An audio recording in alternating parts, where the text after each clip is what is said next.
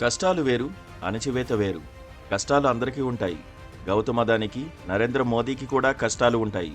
ప్రపంచంలో అందరికన్నా ఎక్కువగా అణచివేతకు గురవుతున్నది ఎవరు అని ప్రశ్నించుకుంటే మాత్రం మనకు రెండు సమూహాలు గుర్తుకు వస్తాయి. మొదటిది ఆదివాసులు, రెండోది ముస్లింలు. ఆదివాసీ, ముస్లిం సమూహాలు ఈ భూమి మీద ఉండడం మెగా కార్పొరేట్లకు ఇష్టం లేదు. ఎందుకంటే ఆదివాసుల కాళ్ల కింద ఉండే ఖనిజాలు, ముస్లిం దేశాల్లో ఉన్న చమురు నిల్వలు మొత్తంగా వాళ్లకు కావాలి. రాజకీయాలను, ఆర్థిక వ్యవస్థను మనం తరచూ విడదీసి చూస్తుంటాం. అవి ఒకే శరీరానికి ఉన్న రెండు తలలు అనుకోం. పైగా మోదీ ప్రధాని కావడం వల్ల కొన్ని మెగా కార్పొరేట్ల సంపద పెరుగుతోంది అనే అపోహలో ఉంటాం.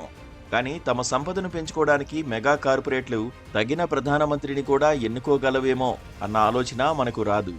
ఆదివాసులు, ముస్లింలను అంతరించిపోతున్న జాతులు అనాల్సినంతగా పరిస్థితులు మారిపోతున్నాయి. చంపాల్సిన కుక్కను పిచ్చిది అని ప్రచారం చేయాలన్నది ఓ కుటిల నీతి. ఇప్పుడు ఆదివాసులు, ముస్లింల మీద అలాంటి కుటిల ప్రచారమే జరుగుతోంది. ఆదివాసులు అనాగరికులు, ముస్లింలు మూర్ఖులు. ఇది ఆ ప్రచార సారాంశం.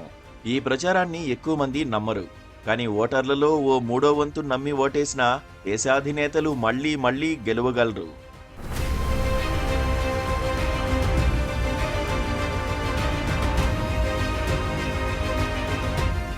ఆ మధ్య కేంద్ర ప్రభుత్వం ఉమ్మడి పౌరస్మృతిని అమలు చేయాలని ఒక ప్రయత్నం మొదలుపెట్టింది. ముస్లిం సమూహాన్ని ఇబ్బంది పెట్టడానికి తాము ఒక చట్టాన్ని తెస్తున్నట్టు కేంద్ర ప్రభుత్వ పెద్దలు గట్టి సంకేతాలిచ్చారు. తమ ప్రత్యేక ఉనికిని కోల్పోతున్నట్టు ముస్లిం సమాజం కూడా ఆందోళన చెందింది. మైదాన సమాజం, అనాగరికులు అంటూ తరచూ కించపరిచే ఆదివాసులకు ఈ చట్టం వెనుకున్న అసలు కుట్ర అర్థమైంది. మన దేశంలో ప్రస్తుతం 700 రకాల ఆదివాసీ సమూహాలు ఉన్నాయి. ప్రతి ఒక్క సమూహము ప్రత్యేకమైన ఆచార వ్యవహారాల్ని పాటిస్తాయి. వైవిధ్యపూరితమైన తమ సంస్కృతిని అంతం చేయడానికే ఉమ్మడి పౌరస్మృతిని తెస్తున్నట్టు వాళ్లకు బోధపడింది.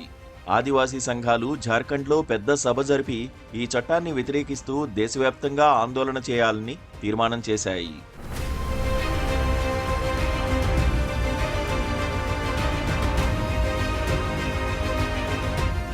నక్సల్బరీ, శ్రీకాకుళం రైతాంగ సాయుధ ఉద్యమాల రూపంలో భారతగడ్డ మీద కమ్యూనిజానికి తిరిగి ప్రాణం పోసింది ఆదివాసులే.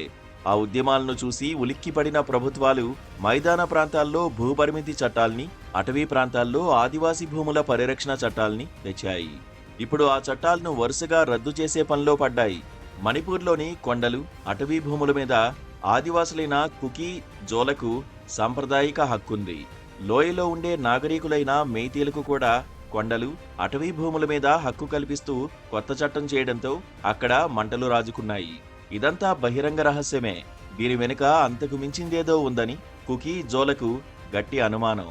ఏడాదిన్నరగా అల్లర్లు చెలరేగుతున్నా మణిపూర్ మీద ప్రధాని కనీసం స్పందించలేదు.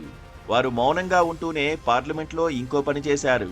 అంతర్జాతీయ సరిహద్దుల నుండి 100 కిలోమీటర్ల లోపు ఉన్న అటవీ భూముల్ని దేశ ప్రయోజనాలకు అవసరమైన వ్యూహాత్మక ప్రాజెక్టుల కోసం వాడుకునేలా చట్ట సవరణ చేశారు.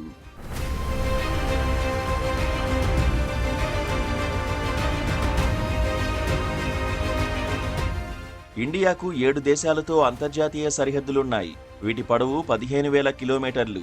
ఆ లెక్కన అటవీ భూముల సవరణ చట్టం కేటాయించిన భూముల విస్తీర్ణం దాదాపు 15 లక్షల చదరపు కిలోమీటర్లు, అంటే 37 కోట్ల ఎకరాలు. ఎంతటి విస్తీర్ణమైన భూమిని ఎవరి కోసం సేకరిస్తున్నారు అనేది ఇప్పుడు చాలా మందిని వేధిస్తున్న ప్రశ్న. దేశానికి వ్యూహాత్మక ప్రాజెక్టులంటే రక్షణ శాఖ ప్రాజెక్టులని ఎక్కువ మంది భావిస్తారు. అదానీ, అంబానీలకు అవసరమైన భూముల్ని కూడా కేంద్ర ప్రభుత్వం దేశ ప్రయోజనాలకు అవసరమైన వ్యూహాత్మక ప్రాజెక్టులుగా పరిగణించే వీలు లేకపోలేదు. ఈశాన్య రాష్ట్రాల్లో మణిపూర్తో సహా అనేకం ఈ 100 కిలోమీటర్ల పరిధిలోకి వస్తాయి. అంటే వ్యూహాత్మక ప్రాజెక్టులు వస్తే ఈ రాష్ట్రాలు అంతరించిపోతాయి. దేశంలోని రేవు పట్టణాలన్నీ ఈ పరిధిలోనికే వస్తాయి. ఆ 100 కిలోమీటర్ల పరిధిలో రాష్ట్ర ప్రభుత్వాలకు కూడా ఎలాంటి అధికారాలు ఉండవు.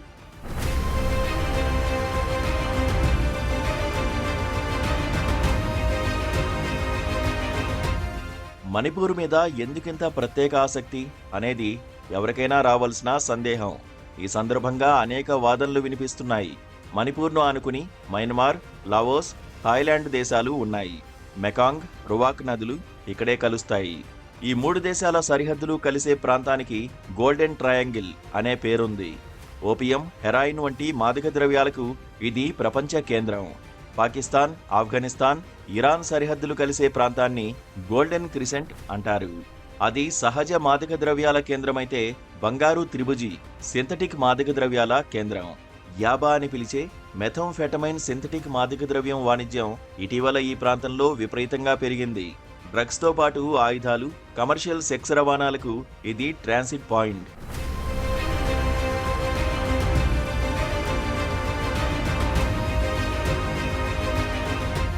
ప్రపంచ వాణిజ్యంలో నిజానికి ఆయుధాల కన్నా మాదక ద్రవ్యాలది చాలా పెద్ద వాటా. ఐక్యరాజ్య సమితి office on drugs and crime అంచనా ప్రకారం మాదక ద్రవ్యాల వాణిజ్యం $426 బిలియన్. ఆయుధాల కన్నా మాదక ద్రవ్యాల అమ్మకాలు 4 రెట్లు ఎక్కువగా ఉండడానికి కారణం ఏంటంటే మనుషులు ఆయుధాలను ఎప్పుడో ఒకసారి వాడుతారు. మాదక ద్రవ్యాలకు అలవాటు పడితే ప్రతిరోజు వాటిని కొనాల్సుంటుంది. అంచేత వాణిజ్యంలో భారీ టర్నోవర్ ఆశించే మెగా కార్పొరేట్లు ఇప్పుడు మాదక ద్రవ్యాల మీద దృష్టి పెట్టారని, గోల్డెన్ ట్రయాంగిల్ మీద పట్టుకోసమే మణిపూర్ను మండిస్తున్నారని కుకీ సంఘాలు ఆరోపిస్తున్నాయి. అడవుల నుండి ఆదివాసీల్ని తరిమేస్తున్నట్టే పట్టణ శ్రామికవాడల నుండి ముస్లింలని ఒక పథకం ప్రకారం బుల్డోజర్లతో తరిమేస్తుండడాన్ని మనం తరచూ చూస్తున్నాం. భారత ముస్లింలలో కొందరు వ్యాపారులు, కొండకచో కార్పొరేట్లు కూడా ఉన్నారు. కానీ అత్యధికులు యంత్ర ఎగుపు కులవృత్తుల్లో జీవిస్తున్నారు.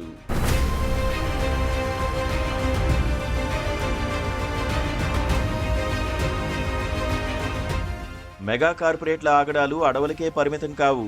అదానీ గ్రీన్ ఎనర్జీ సంస్థ నుండి 25 ఏళ్ల పాటు సోలార్, పవన విద్యుత్తును అధిక ధరకు కొనడానికి జగన్ ప్రభుత్వం ఒప్పందం చేసుకుంది. దీనికోసం నీకెంత నాకెంత పద్ధతిలో భారీగా ముడుపులు అందుకుని ఇటీవల అంతర్జాతీయ వేదికల మీద పెద్ద దుమారం రేగడం మనకు తెలుసు. ఒప్పుకున్న షరతుల ప్రకారం భారీ నష్టపరిహారాన్ని చెల్లించాలి గనుక ఈ ఒప్పందాన్ని రద్దు చేసుకోవడము చంద్రబాబు ప్రభుత్వానికి కుదరదు. ఫలితంగా ఆ భారాన్ని రాష్ట్ర ప్రజలే భరించాల్సి ఉంటుంది. ఇది కూడా మనకు తెలుసు. కానీ మనకు తెలియాల్సిన మరో పార్శ్వం ఏమంటే అదానీ గ్రీన్ ఎనర్జీ సంస్థకు గుజరాత్, రాజస్థాన్, ఉత్తరప్రదేశ్, పంజాబ్, మహారాష్ట్ర, మధ్యప్రదేశ్, ఛత్తీస్గఢ్, తమిళనాడు, తెలంగాణ, ఆంధ్రప్రదేశ్లోనూ ప్లాంట్లున్నాయి. వీటి నిర్మాణానికి ఆయా ప్రాంతాల్లో ఆదివాసులతో పాటు మత్స్యకారులు, వ్యవసాయదారులు, పేద వర్గాల్ని భారీ సంఖ్యలో సామూహిక స్థానభ్రంశానికి గురిచేశారు. అణచివేత ఒకచోట మొదలైతే అది 1-2 సమూహాలకు పరిమితమై ఆగిపోదు. హిట్లర్ ముందు కమ్యూనిస్టుల్ని, యూదుల్ని అణచివేయాలనుకున్నాడు. అది అతిశయించి మొత్తం తన దేశ ప్రజల్ని అణచివేయడానికి సిద్ధమయ్యాడు. అత్యాశపరులైన కార్పొరేట్ల ఆగడాలకు బలవుతున్నది అడవుల్లో ఆదివాసులు, పట్టణాల్లో మరొకరు మాత్రమే అనుకోవడానికి వీల్లేదు. వాటి దుష్ప్రభావాలు దేశ ప్రజలందరిపైనా ఉంటున్నాయి.